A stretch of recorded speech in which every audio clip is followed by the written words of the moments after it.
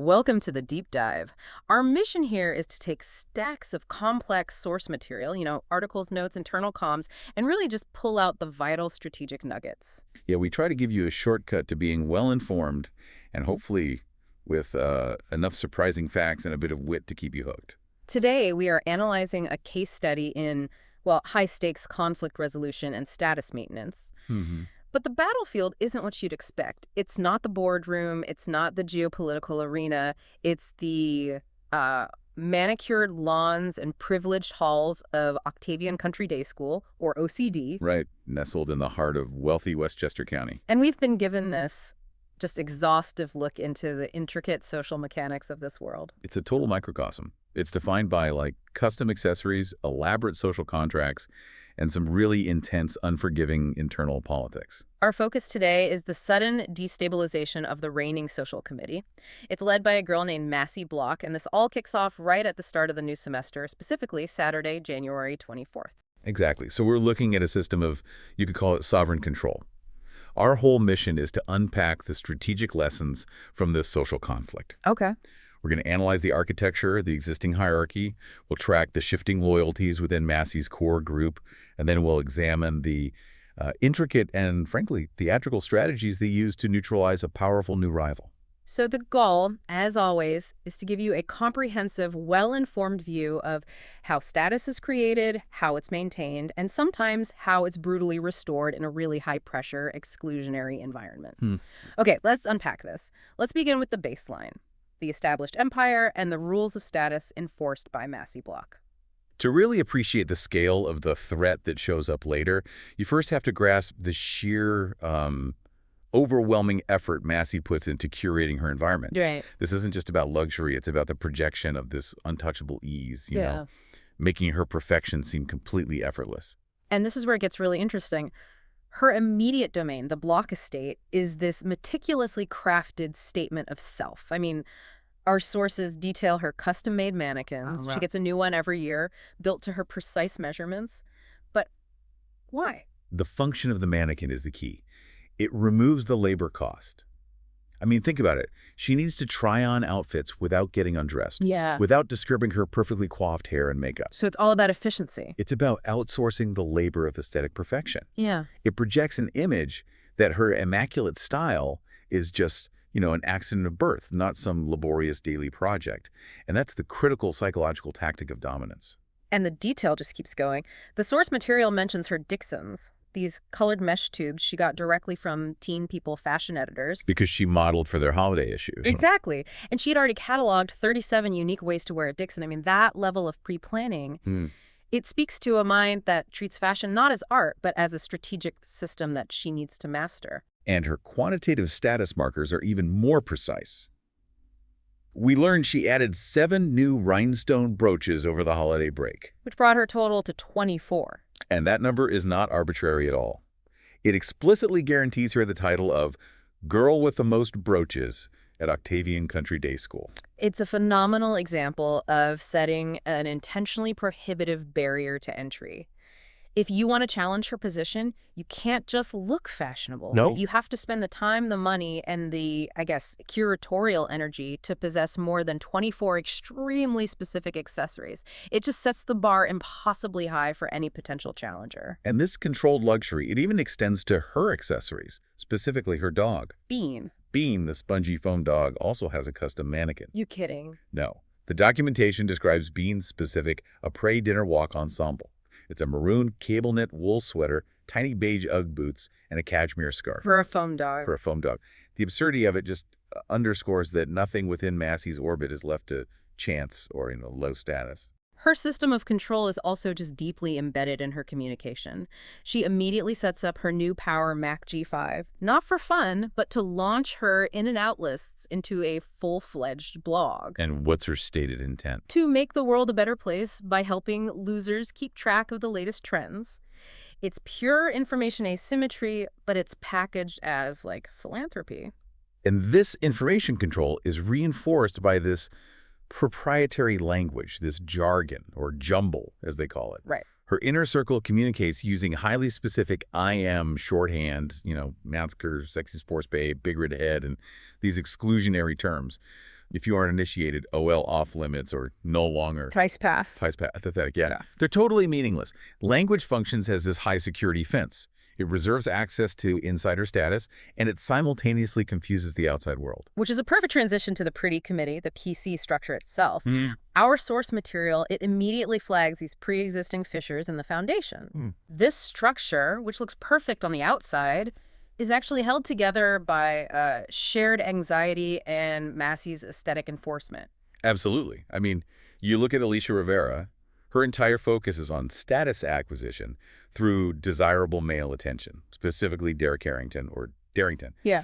And when she introduces the idea of her older foreign exchange cousin, Nina, she doesn't just call her a loser. She preemptively categorizes her as a full-fledged LBR loser beyond repair. And she specifically targets her clothes. She says they were totally Sears. That specific detail shows you how the OCD system works. It relies on defining out through, commercialized low-status consumption. The PC members maintain their own status by just identifying and labeling anyone who falls beneath their specific purchasing standards. Then you've got Kristen Gregory, whose anxiety is completely driven by external physical critique. Her mom forced her to get a short haircut at Supercuts. A scalping. She calls it a scalping, yeah. And it forces her to wear her grandfather's fedora to avoid looking like Ryan Seacrest. The fear of aesthetic deviation, of being perceived as out, is this powerful mechanism Massie uses, even implicitly, to maintain conformity. And Dylan Marvel's segment is just this raw illustration of the body image pressure that's inherent in this world. She reports feeling fatter than Santa and having gained 3 pounds over break. And that's after a vacation to Tonga where the food options were, shockingly limited. Right. Fries with tartar sauce or fish with heads on. The detail about the fish heads and fries is almost absurdly specific, right? But it grounds the immense pressure she's under. Her being excluded from first class because of sick people just reinforces her sense of being marginalized and imperfect. Right. These internal fissures are really just symptoms of a highly demanding system that Massie maintains. It keeps her allies perpetually insecure, and because of that, perpetually dependent on her. Now, you overlay these internal anxieties with the immediate crisis that truly destabilizes Massie, the imminent departure of Claire Lyons. Her former rival, who has recently become her live BFF and guest house roomie. This is a really critical dynamic. Claire's move to Chicago is supposed to happen, and Massie has known this secret for weeks. She bribed Claire's younger brother, Todd, with the new Atari anthology to get the intel. The willingness to withhold life-altering information from a supposed friend. It just confirms Massie's fundamentally transactional and, frankly, competitive approach to every single relationship. And the Pretty Committee, as we noted, is quietly kind of rooting for Claire's departure. Yeah, Dylan and Kristen express a wish for things to finally get back to normal around here. Which implies that Claire's disruptive presence, her closeness to Massie, has compromised the original dynamic and hierarchy of the PC. And the irony is, Claire has achieved a major status upgrade on her own merit. She now has a real boyfriend, Cam Fisher, who used the formality of an Evite to ask her out. Which is a sign of genuine recognized dating status in this world. It is. And more strategically damaging to Massie, Claire is now effortlessly using Massie's proprietary slang like, oh, amazing. Massie internally rationalizes this as the sensuous form of flattery.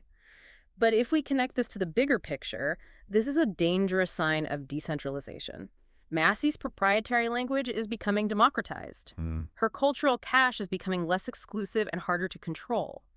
Claire, the external element, is successfully appropriating the internal culture. The fuse that Massie lit by withholding the Chicago secret. It finally burns down at the High Hills Country Club dinner. This is where the private, tactical betrayal becomes a very public, emotionally charged confrontation. So let's talk about the setting. This dinner is designed to project immense status. You've got the Von Vista dining room, massive glittery chandelier, long-stemmed red roses, monogrammed silverware, pure opulence. But it's immediately contrasted by the Lyons family, specifically Jay Lyons, Claire's father, who shows up in a wrinkled blue dinner jacket and a plaid flannel shirt. That sartorial clash is really the opening note of the discord. The Lyons family just does not fit the OCD aesthetic. The entire tense, perfectly planned evening just implodes when Todd Lyons, the junior chaos agent, he screams the news about Chicago and immediately implicates Massie as the source who knew all along. What's fascinating here is Claire's reaction. It's both highly emotional and physically symbolic. Her voice cracks, which signifies the psychological betrayal. Then she slams her fist on the table. Right. And it causes her father's glass of red wine to topple, drenching her camel-colored sweater in a stream of blood-red liquid. That spilled wine is a moment of just sacrificial humiliation. It is. Claire's emotional pain is physically manifested as this stain of high-status red wine on her expensive, neutral-tone sweater. It's a permanent mark of the betrayal, visible to everyone in that ritzy dining room. Massie's tactical cruelty has caused a public scene, and it compromises the very decorum she tries to enforce. But the personal crisis is, well, swiftly neutralized by parental intervention. William Block, Massie's dad, steps in like a corporate savior. He offers Jay Lyons a substantial raise and promotion, plus renovations to the guest house. So the Lyons family stays in Westchester, crisis averted at least publicly. But for Massie, this resolution contains a strategically devastating consequence. While the guest house undergoes renovation by the Daly brothers, the Lyons family has to move into the main house. Ugh.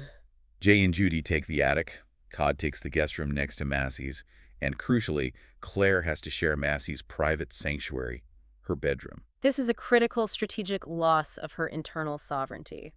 Massie's smile, the text says, fades away completely. She avoids the loss of a transactional friend, but she gains an unbearable cohabitant who fundamentally compromises her base of operations. Her psychological capital, which was previously dedicated to external social maneuvers, now has to be spent on just tolerating domestic chaos. And what stands out to you about the new security threat? Todd. He's ecstatic. Oh, he's thrilled. He announces he's finally going to see Massie Block in her underwear and immediately starts planning to order spy gear. Massie's carefully guarded, pristine privacy has been breached by an antagonistic, technologically enabled, surveillance-loving younger brother. This is an intelligence failure waiting to happen. We see the chaos immediately when they try to adjust to roommate life. Massie's perfect aesthetic clashes just violently with Claire's belongings. Her ugly metal tripod, her socks, her underwear. Everywhere. And Massie struggles mightily to maintain her patient friend routine. The source material is fantastic here. It describes Massie's hands clenching so hard her fingernails dig into her palms. That physical manifestation of stress shows the immense internal cost of maintaining this facade of acceptance. They try an unpacking montage, but ultimately they just hide Claire's boxes underneath Massie's expensive, colorful silk robes. The invasion is so intense that Massie is teetering on the edge of a breakdown. But the universe, it seems, steps in with a small, tactical victory. The puppy problem. The puppy problem. Claire is discovered to be allergic to dogs. Huh? She notes she's sometimes allergic to dogs, which forces Bean, the accessory puppy, to be banished from the room. And Massie's internal reaction reveals everything about her priorities. She offers no comforting words to Claire, but is internally pleased. Why? Because the situation confirms Claire's temporary status. It guarantees that when the renovations are complete, Claire will have to leave. She even thinks at least her room would be tidy again. And that was positive, right? Order and aesthetic control over empathy. Every time. But before the true external rival arrives, we get this little moment of vulnerability. Claire confides her plan to share her first kiss with Cam at the Love Struck dance. They use candy hearts for fortune-telling. And when Massie asks about her own romantic target, Darrington, her fortune is just vague. Love works in mysterious ways. The timing here is so crucial. Massie is left vulnerable. She's uncertain about her most important romantic status, goal-securing Darrington, just as her resources are being drained by this domestic conflict, and right before the true, overwhelming external threat steps onto the scene. With Massie's internal defenses compromised and her energy just drained by all this domestic chaos, the external threat arrives. At Alicia's Welcome to Westchester party on Sunday, January 25th. This is the calculated entrance of Nina, Alicia's foreign exchange cousin. And the most immediate strategic takeaway is the failure of Massie's intelligence gathering. Alicia's preemptive labeling of Nina as an LGR, a loser beyond repair whose clothes were totally Sears, is instantly contradicted by reality. Completely. The enemy was underestimated based on faulty, class-based metrics. What's fascinating here is the aesthetic Nina deploys. She doesn't rely on Massie's curated luxury. She arrives looking like a sexy mess. With a perfectly symmetrical face and a toothy Julia Roberts smile, wearing these high-heeled metallic blue ankle boots. She weaponizes natural charisma and sex appeal, which is something Massie cannot easily control or replicate with accessories. And the immediate impact is physical and measurable. The boys, Darrington, Cam, Plovert, are instantly captivated. They're high-fiving each other. Dylan delivers the most damaging observation possible in this environment. Her chest makes Alicia's look like a back. Brutal. The PC is immediately confronted with a rival whose assets are entirely different and, well, seemingly superior to their manufactured status. And Massie, the sovereign, is for the first time rendered completely immobile. She is described as paralyzed by fear and totally unprepared to approach Darrington. She feels that all the cells in her body had turned into Diet Coke bubbles. It's psychological incapacitation.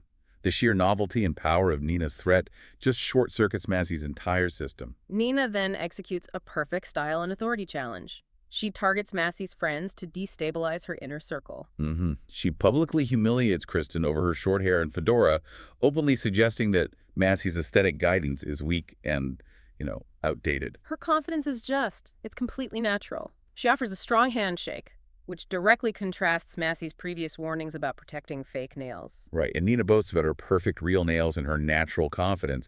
She's underscoring that she doesn't need Massie's laborious artificial constructs to validate her status. The most direct challenge to the institutional rule structure happens at OCD when Nina violates the dress code tight low-waisted jeans, exposed stomach. But she doesn't panic. When she's sent to Principal Burns, she successfully manipulates the institutional authority by claiming her outfit is a traditional Spanish ensemble. Which impresses Kristen and Dylan because it demonstrates a strategic boldness that Massie's system just doesn't allow for. Exactly. Massie maintains power by strictly following the rules of status. Nina gains power by bending and exploiting the institutional rules. It shows a higher level of social intelligence. And Massie's key defensive barrier, her exclusive jargon, the jumble, is rendered totally useless. Yeah, Massie tries to exclude Nina using terms like dur and meowsy, but Nina is either genuinely unfazed or she perfectly feigns ignorance. When Kristen explains that meowsy means awesome, Nina just shrugs it off. The language fence has failed. Nina is a different kind of social predator. She has a confidence that transcends the specific manufactured status symbols of OCD. And she immediately moves to the art of the boy snatcher, targeting Massie and Claire's romantic interests. She flirts openly with Josh Hartz, the new transfer student, who was expelled for pulling a fire alarm, causing him to stare at her even as Alicia is physically trying to pull him away. Right, and Jonas explicitly asks Alicia if the girls in her class look like her, indicating Nina has just fundamentally altered his perception of the entire student body. What's really fascinating here is that Nina doesn't hoard her intelligence, she decentralizes it. She claims to have experience with boys and openly promises to teach Kristen and Dylan how to play hard to get. Promising them archery lessons for the upcoming dad. Exactly. She is positioning herself as a superior, more experienced social mentor to Massie's friends, offering them actionable strategy in exchange for their loyalty. And this strategic shift proves immediately potent. Massie gets a text from Darrington calling the Velcro suits for the dance lame. So Massie, who is desperate, applies Nina's advice.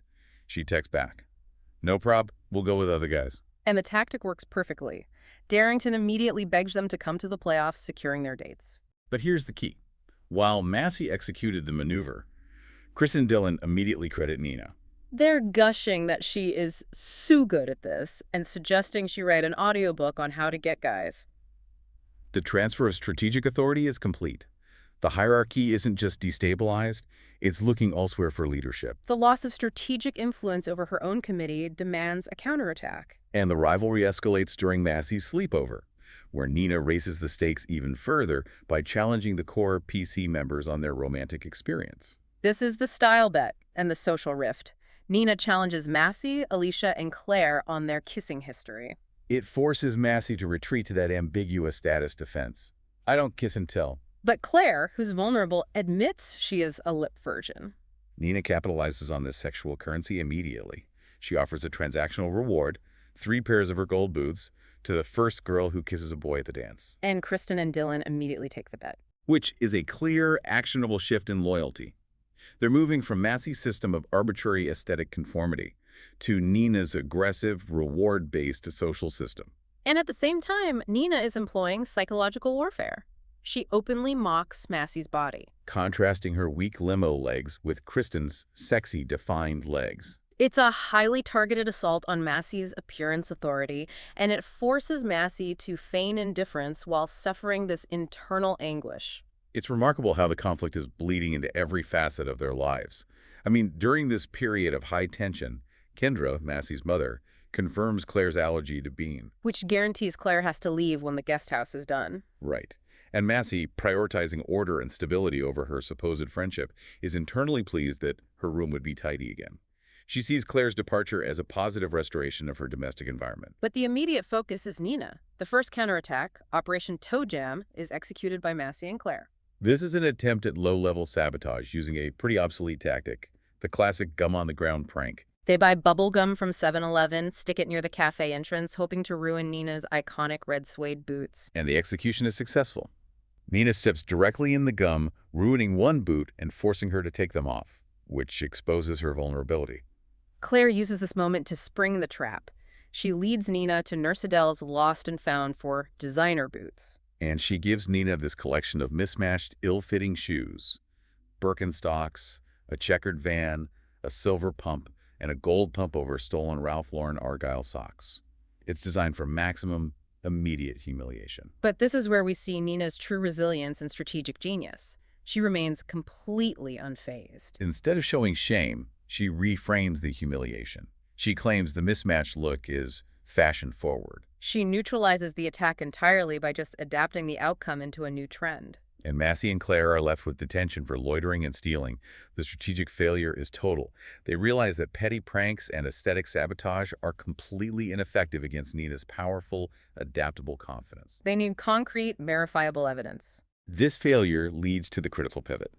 The intelligence-gathering operation, the locker room sting, driven by Massie and Alicia. And this happens after Nina's influence causes both Cam and Darrington to literally run from them during the love-struck dash. The key intellectual breakthrough comes from Claire.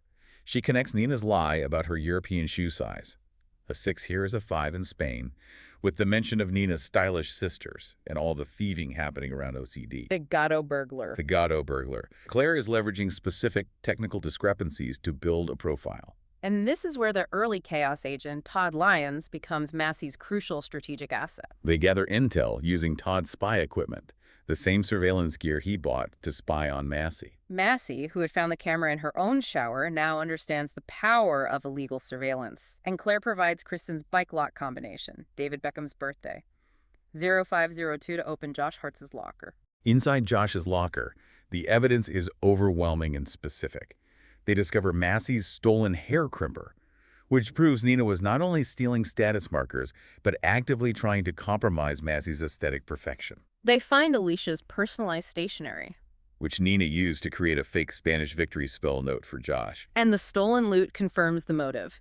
Jesse Rowan's Kipling monkey keychain, Natalie Nussbaum's Choco Cat pencil case, Mrs. Beeline's Mont Blanc pen, and Eli's hot pink MSE eyeliner. Nina was systematically collecting trophies, status symbols belonging to key individuals, and using Josh's locker as her secret hiding place. Massie now has irrefutable proof of Nina's true identity as the Gatto burglar. But before the final theatrical confrontation, we get the double whiplash on finals game day. This is where the romantic drama intersects with the strategic conflict. Darrington, now with a swollen purple nose from the game, finally revealed why he and Cam ran from the girls. It wasn't malice. It was superstition born of status anxiety. Yeah, they ran because of Nina's Spanish soccer spell. She convinced them that David Beckham also avoids Posh Spice before a big game.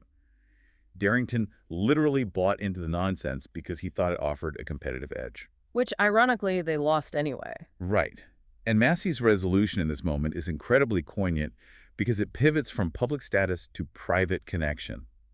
Darrington gives Massie the Gold Cupid Award statue he won. And he confesses the worst part was not going to the dance with her. And Massie, moved by this genuine vulnerability, doesn't try to reclaim a public victory. Instead, she gives him her precious M brooch, declaring it his MVP pin, without the V or P. It's an exchange of highly personalized symbols. It confirms that connection, in this brief moment, is more valuable than public validation. And Claire finally achieves her status goal, though in the absolute messiest way possible. She confronts Cam, who apologizes for running because of the spell. And they share their first kiss, not at the ritzy dance, but on a dirty soccer field. The source material lingers on these hilarious sensory details. Claire is internally debating technique. Should she tilt her head, Close her eyes. And then the punchline. Cam's armpits smell distinctly of sour cream and onion chips. Wow. The contrast between the meticulously planned ideal of the first kiss and the chaotic, onion-scented reality is the ultimate strategic failure of romantic orchestration. So the personal dramas have found their messy resolution, but the public social order remains compromised. The final restoration requires Operation Grand Finale at the Love-Struck Dance. And this is Massie demonstrating organizational genius under pressure. Massie arrives dateless, but her appearance is a declaration of restored sovereignty. She's described as looking amazing in a white wool Prada dress, accented by 15 brooches. She's literally described as a beautiful snow angel, untouchable, pristine, and back in control. The execution of the plan relies on leveraging her previous enemies and exploiting the intelligence gathered by Todd. Todd and Tiny Nathan are recruited and dressed in black cat suits. Todd offers Nina a distracting foot massage, while Nathan, in mouse mode, steals one of her iconic gold pumps. And Massie gets hands-on with the sabotage. She uses a mini-saw, and significantly, it's borrowed from Claire's father, symbolizing the full strategic utilization of the Lyons family assets, to saw the heel halfway off one of Nina's shoes. Nathan then sneaks the sabotage pump back onto Nina's foot, ensuring the collapse is timed for maximum public impact. The climax is perfectly orchestrated during the Cupid Award presentation. Alicia, Massie's most loyal and strategically effective lieutenant, acts as the newscaster, announcing Darrington as the male winner. And when Nina rushes the stage, the sabotage heel causes the complete, violent, mortifying wipeout. The humiliation is immediate and theatrical. Alicia then announces that the true award is the boatload of stuff you stole from everyone. And she dumps the contents of the stolen loot, the keychain, pen, pencil case, directly onto Nina's head. This is the weaponized use of irrefutable evidence. The consequences are immediate and overwhelming. Nina is cornered by Jesse Rowan and an angry mob. Principal Burns intervenes, trying to restore institutional order, only to be bitten by Jesse in the resulting chaos. The system of status enforcement has devolved into mob rule, but Massie has initiated it.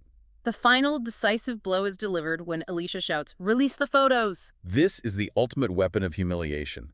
Hundreds of copies of hideous Nina photos from Alicia's old scrapbook, including pictures with braces and zits, frizzy afro, and granny panties, rain down from the ceiling like confetti. This ensures not only Nina's present humiliation, but the complete destruction of her reputation by revealing her past vulnerabilities. And the crowd cheers wildly, confirming Massie's total victory. The scene just dissolves into absolute chaos. Nina is pursued by the mob, but escapes just as Josh Hotz pulls the fire alarm. Shouting about Kristen's bomb because he confused her casual bike lock conversation with Dylan. Right, so Kristen is briefly questioned by police for the bomb threat. It's a hilarious example of the unintended consequences that spin off from such high-stakes drama. And the post-conflict analysis confirms the swiftness of the restoration.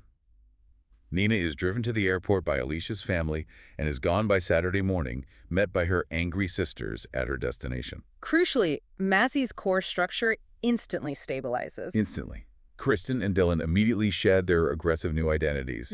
They drop their sex-starved alien personas. Massie's social empire is instantaneously restored because the threat that destabilized it has been totally eliminated. And her immediate response to Nina's departure is so telling. Now that Nina was gone, Kristen and Dylan could stop acting like sex-starved aliens. We were back. And that felt almost as good as winning the Cupid Award. Almost. The successful maintenance of the internal integrity of her pretty committee was almost equivalent to achieving the public status goal. This exhaustive deep dive into the Octavian Country Day social system gives us a phenomenal look at conflict and status. If we synthesize these lessons, what are the most potent takeaways? Well, first, I think, is the remarkable power of a shared external enemy, Nina, to temporarily unite even feuding friends like Massie, Claire, and Alicia. Right. This need for survival forced them to pool resources, even those previously used for antagonism, like Todd's spy gear and Claire's father's mini-saw. And second, we saw the devastation that results when these manufactured status symbols, the brooches, the jargon, the crimpers, are successfully exploited as weapons, both for internal policing and for strategic humiliation. Yeah, the established OCD social order proved resilient, not through physical force, but through superior internal intelligence gathering and just massive, coordinated theatrical humiliation. But if we connect this to the bigger picture, we find a profound strategic contradiction in the girl's motivation. Throughout the narrative, Massie and Claire were both intensely driven to secure a kiss, the tangible status marker of relationship success that would validate their public standing. They meticulously orchestrated their entire social existence around achieving this public validation. Yet the true, lasting success in the narrative came only when they prioritized genuine connection over that highly orchestrated status goal. Massie and Darrington's resolution wasn't the public crowning at the dance. It was the private, vulnerable exchange of personalized pins, her M brooch for his gold Cupid statue under the bleachers. The public strategy failed, but the personal connection succeeded. And Claire, who had spent weeks planning the perfect first kiss at the dance, achieved her goal messily on a dirty soccer field. Flavored by sour cream and onion chips. Exactly. Her strategic planning failed utterly, but the genuine emotional moment happened anyway. It raises an important question for you, the learner, that builds on the source material we've analyzed. In your own life, which is a more powerful defining force, the tireless pursuit of status and social perfection, which can lead to elaborate sabotage and theatrical public victory, or the messy, unpredictable chaos of genuine, even sour cream and onion-scented emotional connection. That duality is something worth mulling over. Until the next deep dive, stay well informed.